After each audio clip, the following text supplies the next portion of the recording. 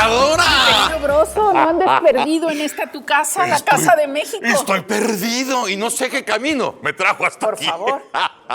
Gracias, embajadora. ¡Ah, qué maravilla! Gracias por recibirme aquí en Washington. Al contrario, es un gusto recibirte a ti y a tu equipo y poder conversar sobre la labor que estamos haciendo en Estados Unidos. La embajada, la mera, la de la Plaza Grande. Esa es tu embajada, Marta Bárcena. Y tengo muchas ganas de preguntarte muchas cosas, porque he estado recorriendo los consulados y he estado recorriendo los Estados Unidos para llegar hasta ti y preguntarte esta relación que tenemos México y los Estados Unidos, que pareciera ser, no sé tu opinión, que Estados Unidos a veces no reconoce o no quiere reconocer como públicamente la importancia que tiene México dentro de los Estados Unidos y que eso atrofia de alguna manera la relación, ¿no?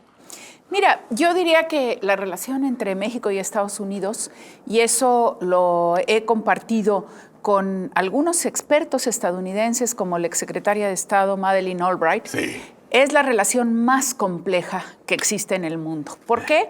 Pues porque compartimos una frontera muy amplia, una frontera que alguna vez nuestros intelectuales como Octavio Paz y Carlos Fuentes dijeron es la frontera entre dos mundos de la civilización occidental, pero ese mundo protestante y ese mundo católico, esa visión anglosajona y esa visión latinoamericana, es la frontera entre el país angloparlante más grande del mundo y el país hispanoparlante más grande del mundo. Y es una relación en donde tenemos geografía compartida, historia compartida, sociedad, familias y temas que son casi de la agenda interna de ambos países. Entonces, eso la hace muy difícil, pero al mismo tiempo como que los americanos a veces, usando la expresión que ellos les gusta mencionar, es they take us for granted. Exacto. O sea, nos dan que ahí está México y siempre va a estar. Ya por sentado, ahí está México por sentado y con México vamos a seguir trabajando. Y se les olvida la importancia de México. Además, ya con el tiempo es casi grosero de evidente la parte mexicana dentro de los Estados Unidos, no solamente por cifras o por la geografía, sino en el día a día. Día a día. O sea, tú estás en lugares importantísimos de este país donde ya no necesitas hablar inglés, embajadora.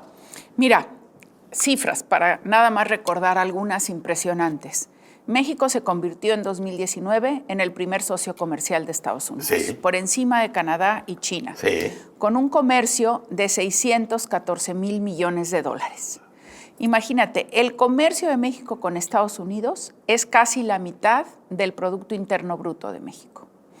Y hay estados de Estados Unidos que dependen totalmente de esa relación con México. Texas, con un comercio de 216 mil millones de dólares al año.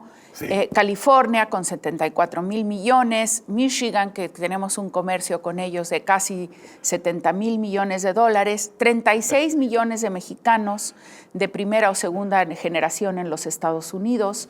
12,5 de ellos en California. Entonces, es una relación intensísima y efectivamente Estados Unidos es cada vez más un país bilingüe.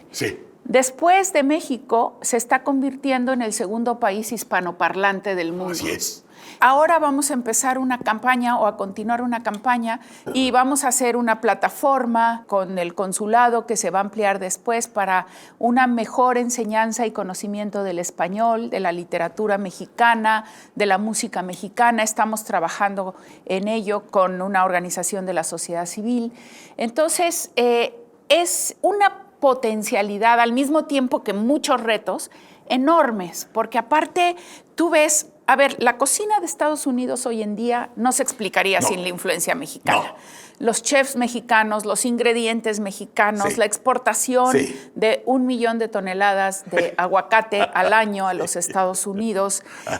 Pero son los chiles, los aguacates, el tequila, el mezcal, las cervezas. Y más allá de la mano de obra, que sabemos que es tradicional, empiezan los empresarios también. No. O sea, los emprendedores dentro de Estados Unidos. Es impresionante. Bueno, la presencia de las grandes compañías mexicanas en Estados Unidos, como Bimbo, Gruma, Cemex, Grupo México, Lala, es enorme. Pero aparte de eso, la presencia de los pequeños empresarios de origen mexicano, de origen hispano, es increíble. Tenemos a un Cástulo de la Rocha en Los Ángeles, que tiene el manejo de una red de hospitales extraordinaria.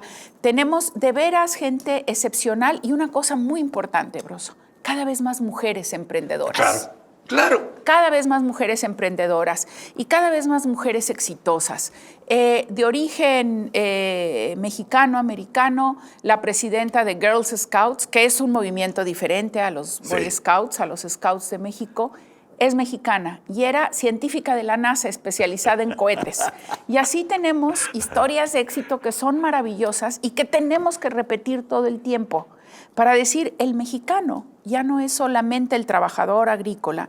Los servicios de Nueva York no sobrevivirían sin los mexicanos en restaurantes. A propósito de ello. Hotelería. Me decían los poblanos organizados allá en Nueva York que de pronto sienten el golpeteo o el olvido, ya sea del gobierno norteamericano o del gobierno mexicano, que de pronto están como si estuvieran aislados, como si fueran un ente perdido, y de pronto me dicen, es que nos tenemos que organizar nacionalmente dentro de los Estados Unidos para decir, pélame, gobierno de Estados Unidos, pélame, gobierno de México, porque estamos haciendo patria en Estados Unidos y haciendo patria en México mandando las remesas.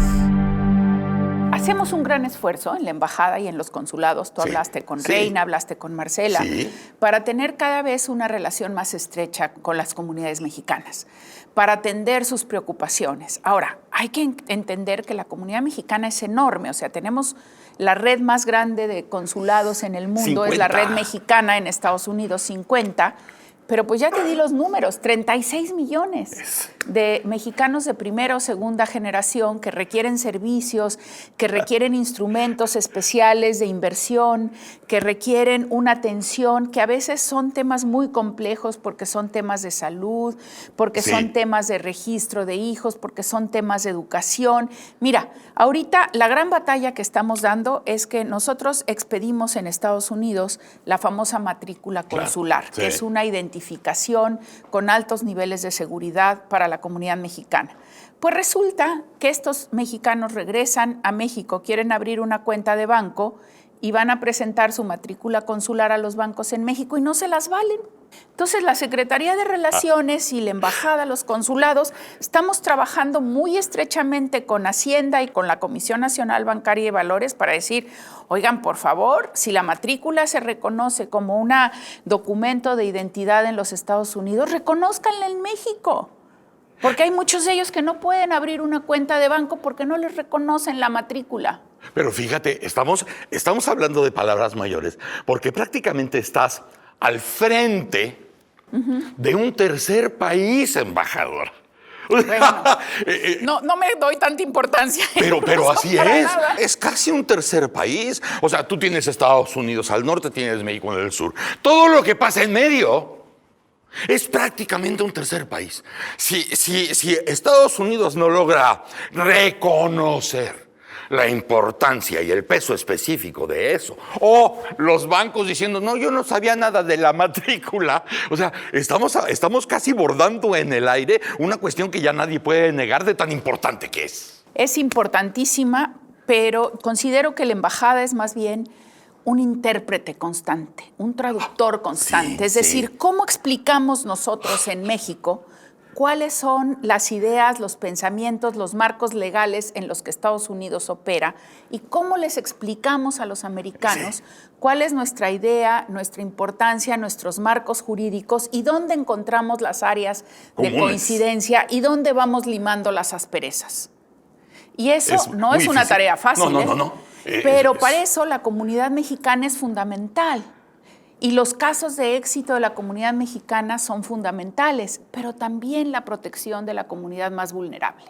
Por eso te habrán contado nuestros cónsules, que tenemos consulados móviles, consulados sobre ruedas, que van a territorios que a veces están a 6, 8 horas de camino en coche, en donde les brindamos servicios. Nunca será suficiente para el tamaño de la comunidad. Pero estamos haciendo nuestro mejor esfuerzo y en la embajada lo que hacemos es recoger todas estas preocupaciones de los consulados, centralizarlas y ver cuáles son las prioridades a nivel federal que podemos tener entonces la interlocución tanto con México como con Estados Unidos para mejorar la situación de la comunidad mexicana, para abrir más empresas, para abrir más negocios, para atraer más inversión, para tener una mejor educación bilingüe. El clamor por profesores de español mexicanos en Estados Unidos es enorme, para hablar de los temas medioambientales comunes, para hablar de cuál es nuestra visión de la frontera, esa frontera maravillosa en donde tienes tesoros como el desierto de Sonora, Arizona, ¿no? Tenemos una agenda interminable y luego la gran fortaleza de México, que es su cultura. El asunto, por ejemplo, de la actitud de Trump con lo de los aranceles, para decir, pues ahí les van los aranceles si no se ponen flojitos. Y se viene una gran comitiva desde México aquí a Washington para negociar eso. Y ustedes otra vez en medio, me imagino que también, tratando de que no salieran tantas chispas y tratando de que nadie saliera herido, porque finalmente la relación tiene que seguir. Muchos pensamos que no se debió haber negociado con Trump, que decía, ¿qué aranceles? Pues ponlos, cabrón, y a ver cómo nos toca. La decisión del gobierno fue otra, pero las negociaciones no dejan de ser ríspidas y no van a dejar de darse de esa manera. O sea, mientras Trump esté en la presidencia, va a tener este tipo de presiones hacia México para hacer campaña o para salirse con la suya. ¿Cómo vives ese tipo de cosas que también deben darte sudores especiales? Sin duda alguna. Yo creo que históricamente hemos tenido momentos de mucha fricción y momentos de mayor cooperación. El tema justamente de la negociación de los aranceles y migración fue particularmente complejo porque debemos reconocer una cosa.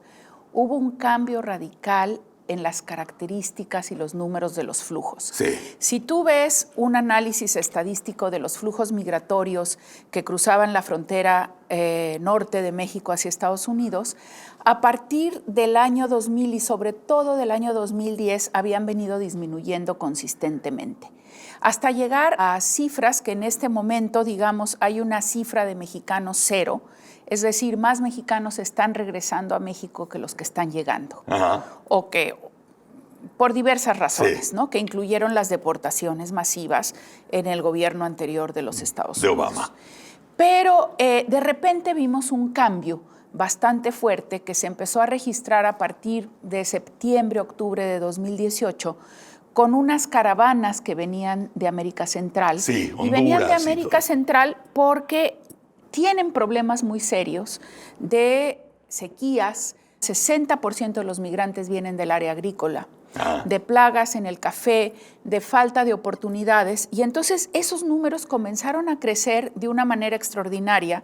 Y aparte, si antes migraban hombres o mujeres solas, de repente empezaron a migrar familias. Y entonces ya no querían cruzar irregularmente, sino querían venir a Estados Unidos, entregarse y solicitar asilo. Entonces fue un cambio en cantidad y en calidad de la migración que un poco nos tomó tanto a México como a Estados Unidos por sorpresa. Aparte fue el momento de cambio de gobierno en México.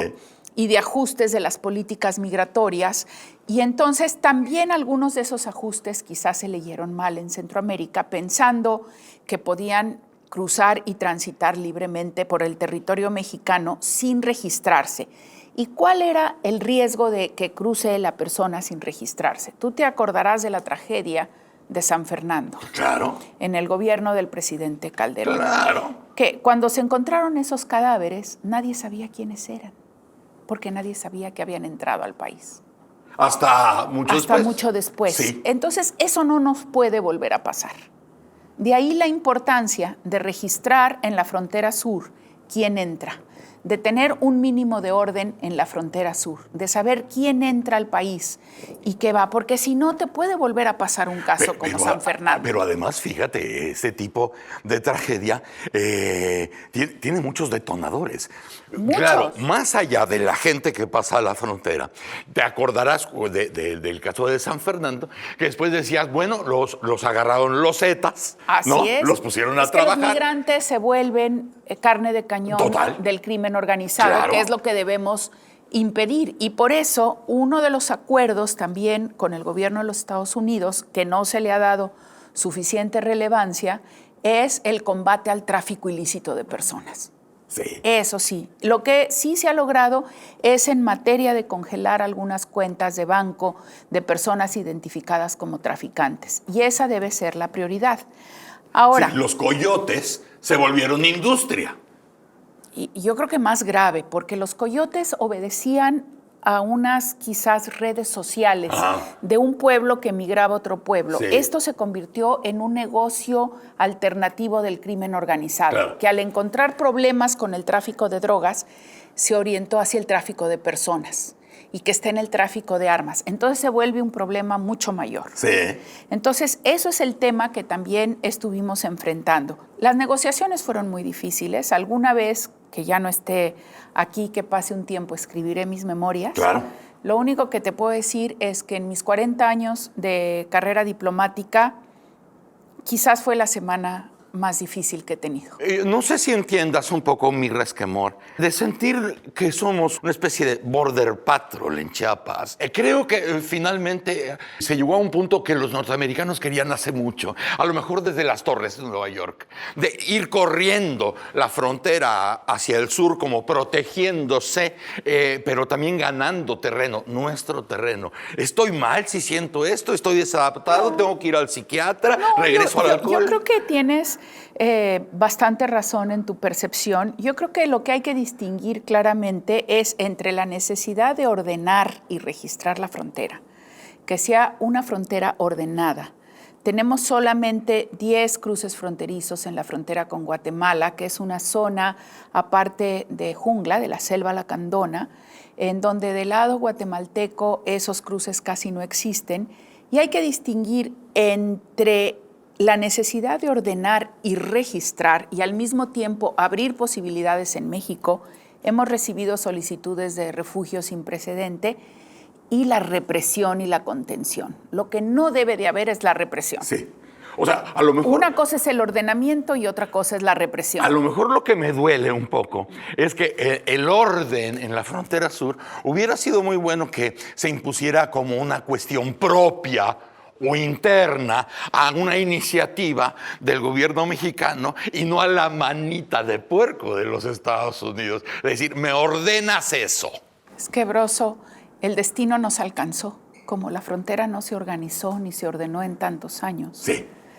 La crisis se nos vino encima y tuvimos que tomar medidas extraordinarias. Quizás no las que hubiéramos querido, ni la manera en que hubiéramos querido.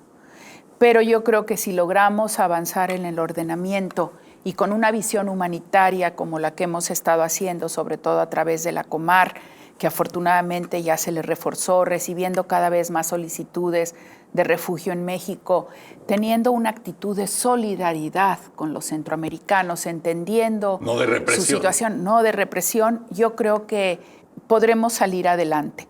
Y respecto al caso de los aranceles, No me voy a perder obviamente tu libro, que hubiéramos podido decir pónganos los aranceles, el impacto sobre la economía mexicana hubiera sido devastador. Y el gobierno tenía que tener el interés nacional de México en primer lugar. Y el interés nacional de México era la preservación de la economía mexicana, si no los flujos migratorios, ya no solo de centroamericanos, sino de mexicanos, hubieran sido inconmensurables. Yo me quedé con esas ganas de ir quieto. Pero y sobre mira, todo por el personaje anaranjado, ¿sabes? La Era, ¿no? diplomacia también se hace a dos niveles. Uno es la diplomacia pública. Y lo que hemos aprendido es que entrar a una confrontación pública con el gobierno de los Estados Unidos no trae ningún buen resultado. Varios países lo han intentado, lo han tenido. ¿Con Estados Unidos o con este presidente? Con este gobierno de los Estados Unidos no nos lleva a ningún buen resultado. Eso no quiere decir que cuando tenemos negociaciones privadas no seamos mucho más duros en muchos temas. Qué bien. Y sí, lo contaré en mi libro en su momento para no ser indiscreta, pero te puedo decir que hubo conversaciones muy duras, muy difíciles, con el Departamento de Seguridad Interior, con el Departamento de Estado, que sí, no es que nos hayamos sentado a la mesa diciendo, a ver qué quieren y qué les vamos a dar. No, es, a ver, los escuchamos y nosotros tenemos esta visión. Y la visión que hemos insistido todo el tiempo es que el tema de migración no es un tema de seguridad nacional o no tiene aspectos de seguridad. Es un tema de complemento de mercados laborales y de perfiles demográficos. Es un fenómeno económico y social y como tal hay que enfrentarlo y como tal hay que invertir en México y en Centroamérica.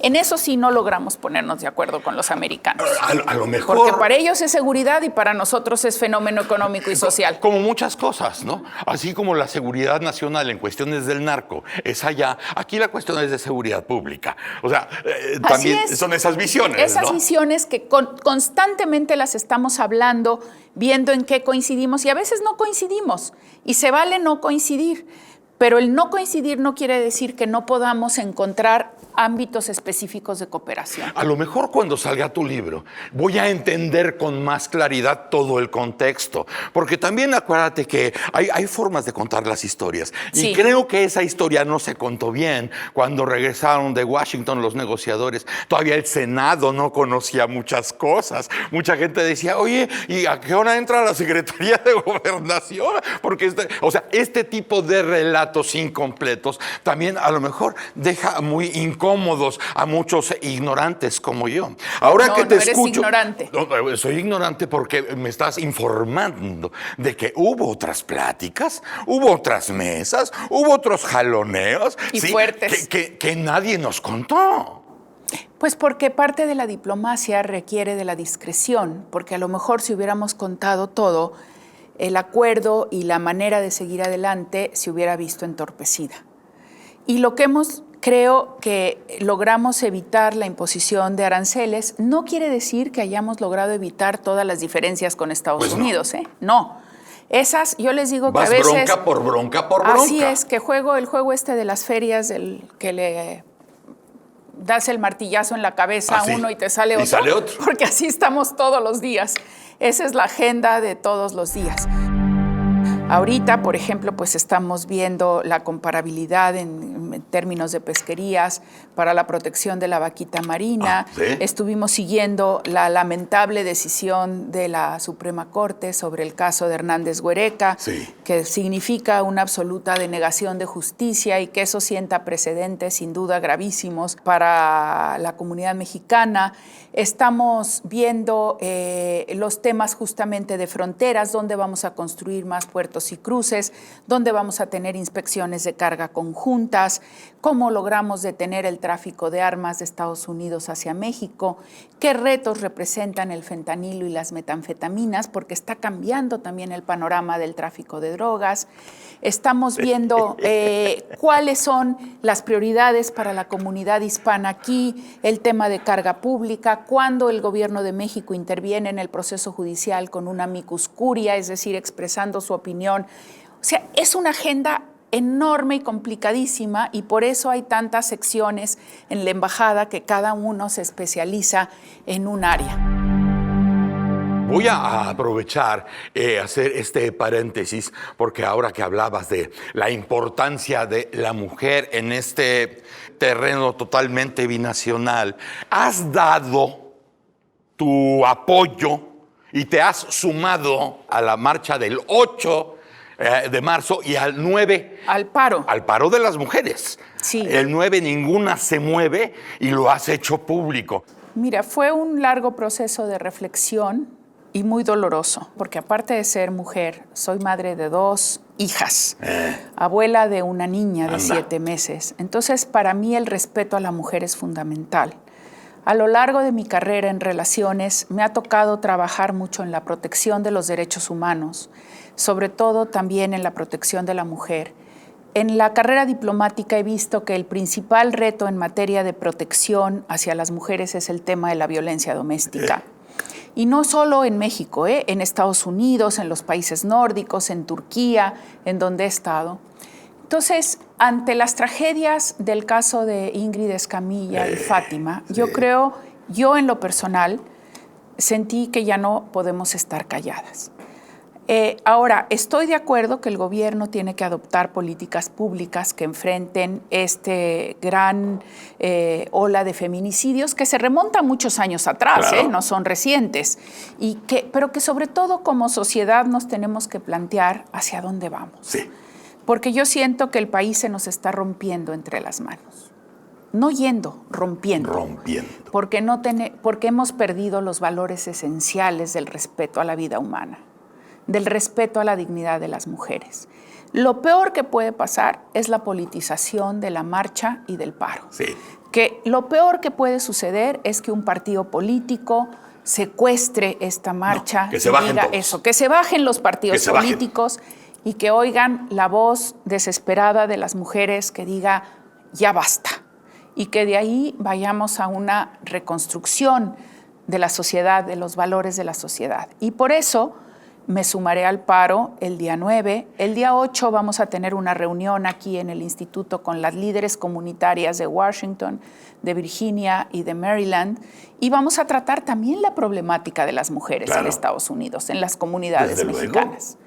Pero el 9, Marta Bárcena, embajadora de México en Washington, no se mueve. No se mueve y por supuesto he conversado con todas las mujeres de la embajada. Cada quien tiene la libertad de tomar la decisión en el ejercicio de su libre albedrío y de su responsabilidad. Y los compañeros hombres que han sido muy solidarios atenderán ese día la sección consular para que no disminuya el servicio al público.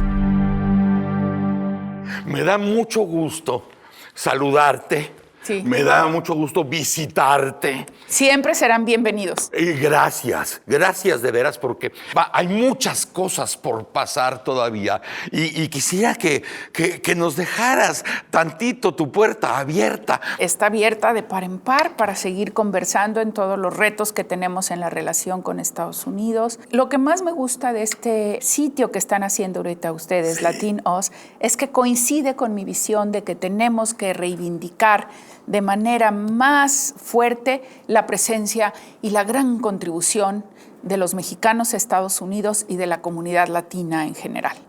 Y la enorme contribución de los mexicanos en Estados Unidos a México. Y habrá otras cosas sumamente difíciles, delicadas, que nos tendremos que esperar hasta que salga tu libro. Porque la discreción es parte de la diplomacia.